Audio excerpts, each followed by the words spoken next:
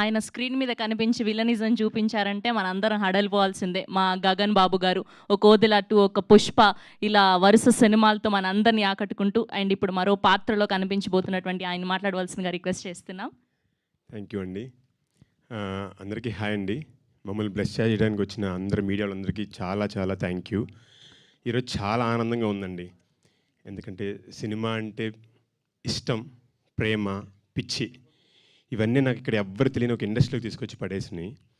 So అక్కడి నుంచి నా ప్రయత్నాన్ని ఆపకుండా, అంటే ఒక సినిమాలో నా అవకాశం వస్తుందా అని అనుకున్న నాకు నా ప్రయత్నాన్ని ఆపకపోవడం వల్ల చాలా ఏళ్ల నుంచి విలన్గా, హీరోగా కష్టపడి ఏది వచ్చినా సరే నా సాయశక్తిలో ప్రయత్నించి చేయడం, ఏదో కింద పడుతూ మీద లెగుస్తూ ఉన్న నాకు పుష్ప రూపంలో సుకుమార్ గారు, అల్లు అర్జున్ గారు పిలిచి ఒక చిన్న అవకాశం ఇస్తే అది నన్ను చాలామందికి చేరువ చేసిందండి.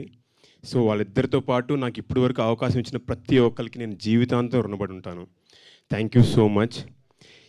ఏదో ఒక నమ్మకం అండి, ఏదో ఒక రోజు మనకి గుర్తింపు రాదా, ఆ ఒక్క విషయం నన్ను నా నా ప్రయాణాన్ని కానీ నా ప్రయత్నాన్ని కానీ ఆపకుండా చేశాయి. అలాంటి టైంలో నాకు నా డైరెక్టర్ జంపన్న గారు అండ్ ప్రొడ్యూసర్ కోటేశ్వరరావు గారు పిలిచి క్యాస్ట్ అనే సినిమా ద్వారా ఒక అద్భుతమైన అవకాశాన్ని ఇచ్చారు. ఇది నమ్మండి. నేను అనుకున్నాను ఇంతమంది మంచి ఆర్టిస్టుల మధ్యలో నాకు ప్రూవ్ చేసుకోవడానికి ఇది ఒక ఛాలెంజ్ లాగా నాకు అనిపించింది. So I want to prove it అని అనిపించింది. ఎందుకంటే జస్ట్ కేవలం మంచి కథ మాత్రమే కాదు, చాలా గొప్ప క్యారెక్టర్. సో ఈ క్యారెక్టర్ని సద్వినియోగపరుచుకోవడానికి నేను సాయశక్తిలో నా ప్రయత్నం అంతా చేశానండి.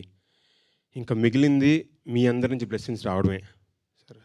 సార్ నా పేరు గగన్, నాకు మీ బ్లెస్సింగ్స్ కావాలి ప్లీజ్. సో మా సినిమాలు మా అందరికీ కూడా కావాలి, నా ఒక్కడికి కాదు, మా అందరికీ కూడా కావాలి. బికాస్ ఈ సినిమా ఇంత గొప్పగా రావడానికి ముఖ్య కారణం మా తోట లక్ష్మీ కోటేశ్వర గారు, మా ప్రొడ్యూసర్ గారు కావాల్సింది మొత్తం ఇచ్చారు. మా డైరెక్టర్ జంపన్న గారు అండ్ మా హీరోస్ వరుణ్ సందేశ్ గారు, దాని తర్వాత సత్యం రాజేష్ గారు అండ్ యాంకర్ రవి గారు చాలా ఎక్స్ట్రాడినరీగా చేశారు. అండ్ మా హీరోయిన్ కషికా కపూర్.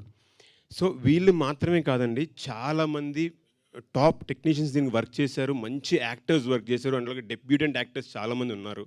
దీని నుంచి చాలామందికి బ్రేక్ కూడా వస్తుంది. సో వీళ్ళందరూ కూడా కష్టపడి చాలా ఇష్టంతో ఈ సినిమాకి వర్క్ చేశారండి.